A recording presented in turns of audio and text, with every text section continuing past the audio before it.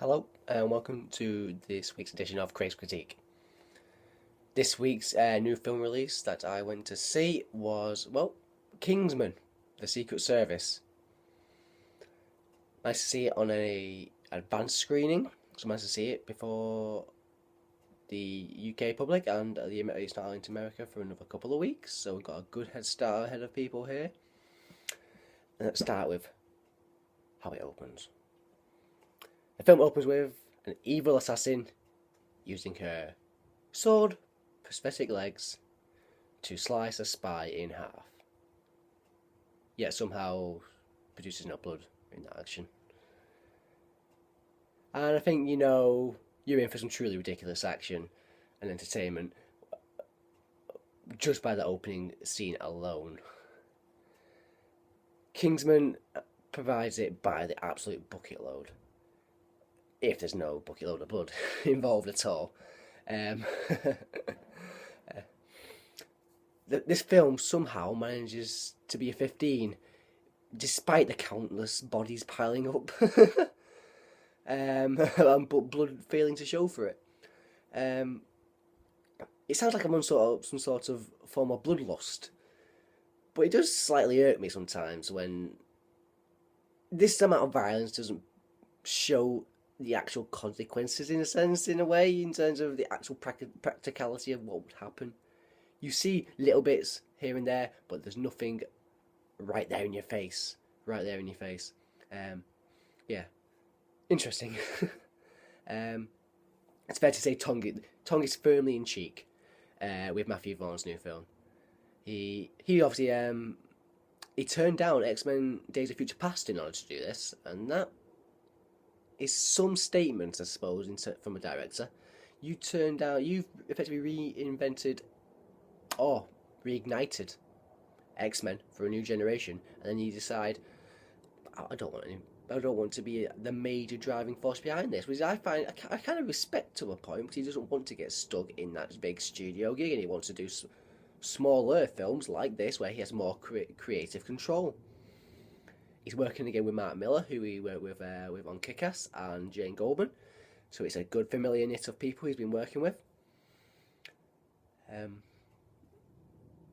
And it must be said, Kingsman is very reminiscent to his film prior to X-Men First Class, which was obviously, I feel, the brilliant Kick-Ass. High-octane violence is the nature of the beast of this film. And if you're willing to stomach that aspect of the film, will really determine how much you'll enjoy it yourself, really. The fight scenes are brilliantly choreographed. Colin Firth has been some intense training by the looks of it. And it's brilliantly edited, and in particular in one instance set to music. I will mention the song. It's Lynyrd Skynyrd's Free Bird, so as soon as you hear that song, you're in for a an exceptionally good sequence of events. We'll go on to the actors. Colin Firth is effectively a high-level secret spy in this film, who takes the son of a fellow spy under his wing, played by Taron Egerton, who is the son in question, and their dynamic is really interesting to watch, just from the clash of cultures at first, because he's effectively off the estate, troubled lad, getting into trouble with the police, and Colin Firth comes along and sort of tries to put something in, some morals, not morals, valor, is that a good word, valor, into his life. Samuel Jackson, he is effectively playing a new world Bond villain. So, an evil Steve Jobs, if you like.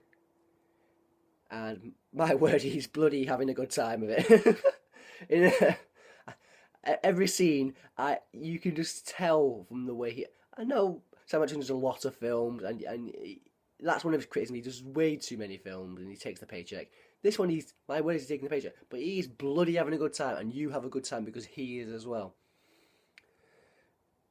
Even if his outfits in the film suggest that he's just turned up on set in his regular clothes, and then they went, right, let's shoot him like that. It's almost like here's Samuel Jackson, let's film him. Which is, yeah, it was really interesting to watch. I really like that. Um, there's endless nods to spy movies, the obvious being the Bond films, and also to, in particular, one character, Harry Palmer, who was a spy played by Michael Caine in a series of spy films. And guess what?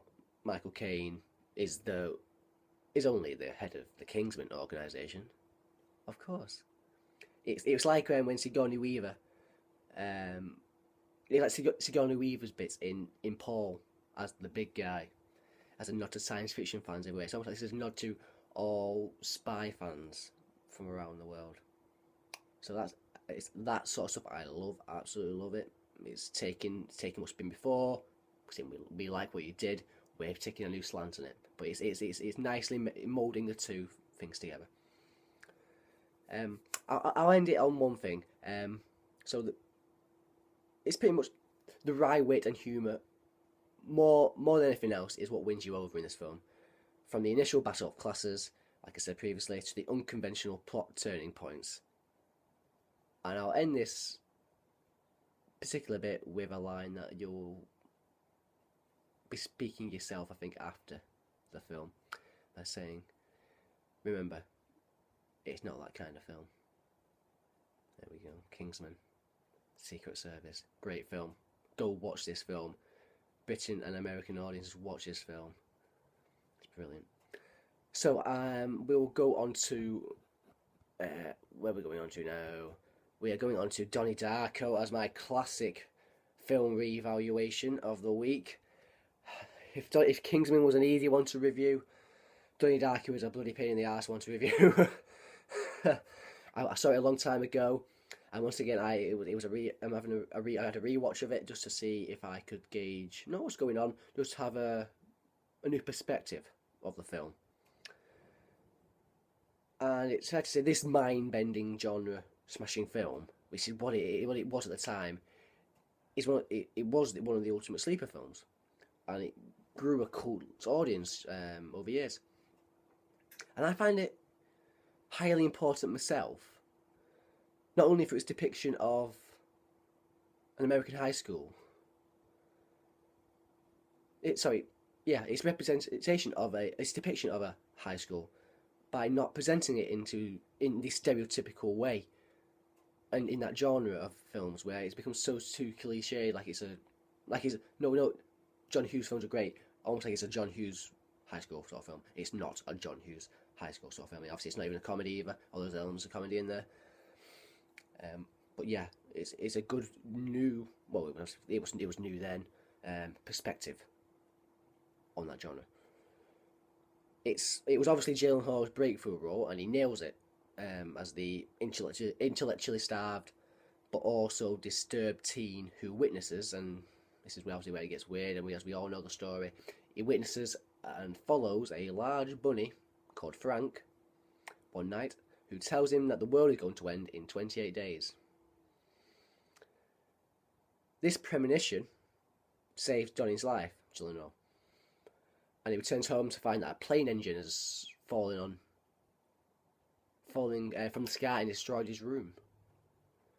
And then what proceeds to occur throughout the film is a journey of deliberating at first whether what Donnie's visualizing is real or a manifestation of his own making.